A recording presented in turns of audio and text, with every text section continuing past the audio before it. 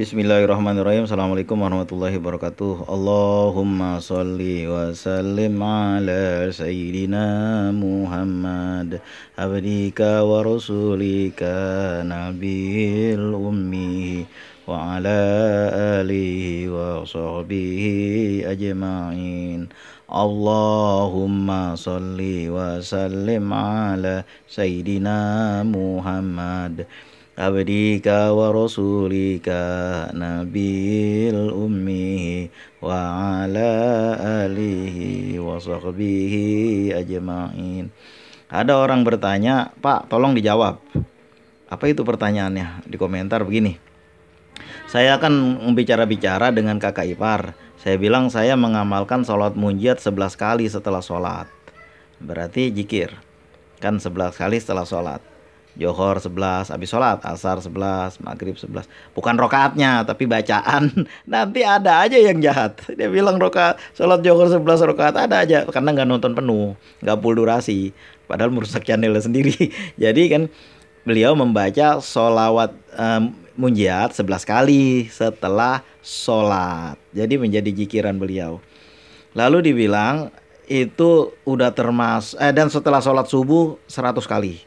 Itu udah termasuk tirakat dan itu nggak bisa ditinggalkan kalau kita meninggal. Ini maksudnya bagaimana? Nggak bisa mati apa begitu? Ini datang dari mana kalimat itu? Statement seperti itu dari mana? Orang yang baca sholawat itu mulia. Sholawat itu, sholat munjiat bunyinya kan begini. Allahumma sholli wa sallim wa barik ala sayyidina Muhammadin sholatan tunjina biha min jamil ahwali wal afat dan seterusnya. Itu kalimat sholatan tunjina biha min jamil ahwali wal afat itu pujian dan doa. Pujian kepada Rasulullah dan doa kepada Allah. Sholawatnya cuma sampai batas itu tadi. Dan doa yang diucapkan setelah membaca sholawat itu sesuai dengan yang Nabi ajarkan. Nah, seperti banyak saya berkisah di atas ketika Rasulullah bertemu dengan seseorang yang sedang di masjid lagi berdoa, tapi dia tidak membaca salawat. Lalu ditegur, wahai Arab, engkau kecepatan. Kalau mau baca doa, pertama bacalah pujian kepada Allah. Pujian kepada Allah. Ada juga yang bilang pujian hanya kepada Allah. Itu gua ngomong apa di atas? Pujian kepada Allah. Nah, yang kedua, bersolawat kepada Rasulullah. Karena ada juga yang jahat, tujuannya bukan untuk mendengarkan kalimat baik, tapi untuk pengen berdebat. Nah, seperti yang di bawah sebelumnya itu, pernah itu, pujian hanya kepada Allah, memuji orang terlalu banyak nanti musyrik.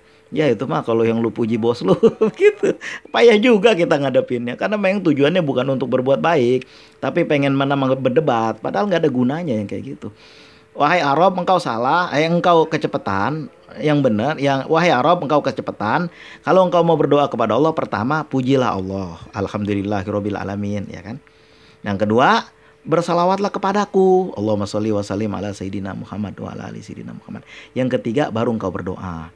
Karena dalam satu hadis lain disebutkan apabila kita berdoa tanpa membaca salawat kepada Rasulullah, maka doa kita akan berputar-putar aja di langit, nggak naik ke hadirat Allah. Nah itu 8 hadis. Nah kemudian au kama qala Rasul. Karena saya selalu berkata au kama qala Rasul karena kadang-kadang nggak tepat kalimatnya apabila kita berbicara atas nama Rasulullah padahal itu bohong, faliyata bawa maq'adahu minan nar. Maka bersiap-siaplah tempat duduknya di neraka. Makanya jangan bikin-bikin konten kliklah ini maka 1 miliar akan masuk. Itu bahaya tuh kalau mengatasnamakan Rasulullah. Faliyata bawa maq'adahu minan nar. Hati-hati bikin konten yang kayak gitu. Nah, selanjutnya kita lanjutin ya yang tadi, apakah itu termasuk tirakat? Namanya zikrillah itu perintah Allah.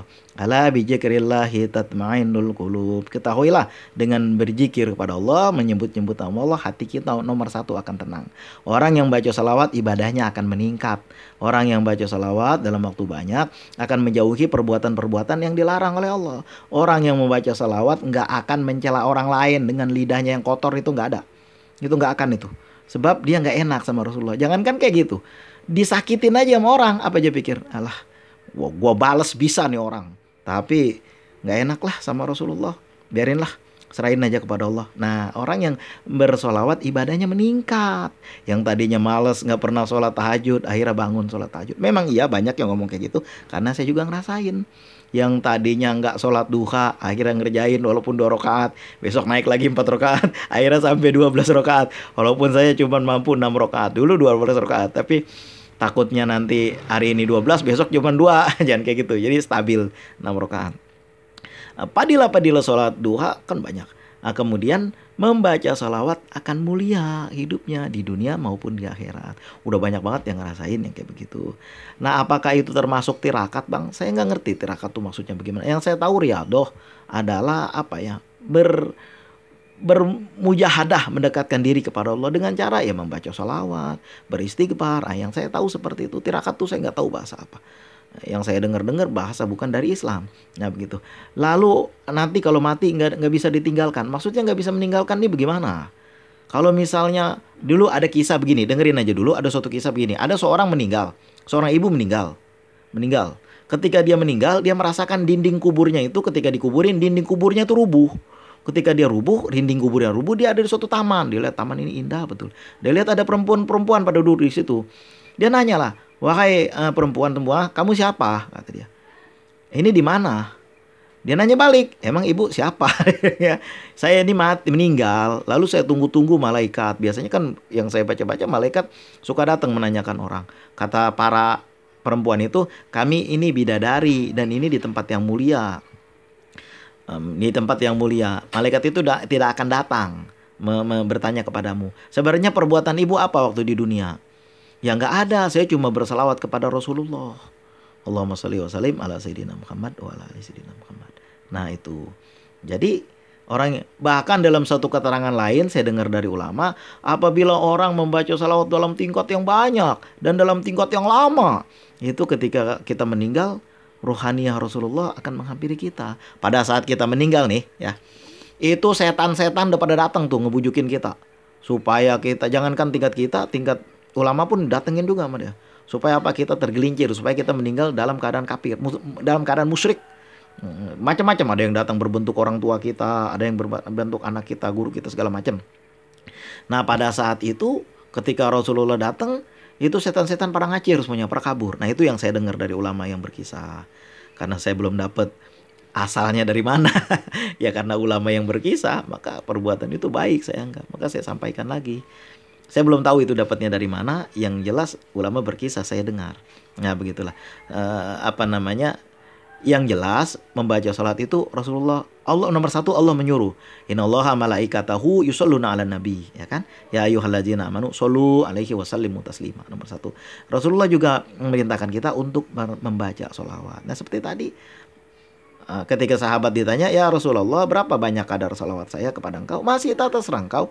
Pain jita pahirulaka, tapi apabila engkau tambah lebih baik. Ya Rasulullah kalau gitu saya bersalawat aja. Kalau engkau bersalawat aja, izan kalau begitu Allah akan mencukupkan rezekimu, Allah akan menyampaikan cita-citamu, dan Allah akan menghapus dosa-dosamu. Faidah sholawat. Jadi teruskan membaca sholawat. Sholawat munjiat boleh, sholawat Nabi boleh, sholawat Jibril boleh. Walaupun banyak juga orang yang menghantam saya itu sholawat Jibril itu nggak ada kaitannya dengan Allah. Itu membaca Allahumma shollallahu ala Muhammad itu menyebut nama Allah dan menyebut nama Rasulullah. Bagaimana ceritanya nggak ada kaitannya dengan Allah? Itu cuma nyanyian aja, makanya ngaji dulu.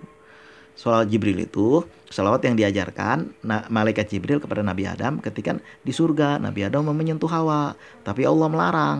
Wahai Adam, bayar dulu maharnya. Apa maharnya itu? Ya Allah, bacalah sholawat kepada kekasihku Muhammad. Nah begitu. Lalu Nabi Adam kan kagak tahu gimana cara berselawat. Diajarkan oleh malaikat Jibril. Ucapkan sallallahu ala Muhammad. Nah Nabi Adam mengucapkannya. Saya dengar dari kiai, beliau mengatakan 11 kali. Tapi ada yang mengatakan 1000 kali dengan sekali tarikan nafas. Jadi kakak, jawaban saya, yang namanya sholat itu mulia. Teruskan aja. Orang yang berselawat ibadahnya meningkat. Orang yang berselawat kejahatannya akan dicegah. Orang yang berselawat dia akan dekat dengan Allah. Insya Allah mendapat syafaat Rasulullah. Barakallahu fikum. Demikian. Assalamualaikum warahmatullahi wabarakatuh.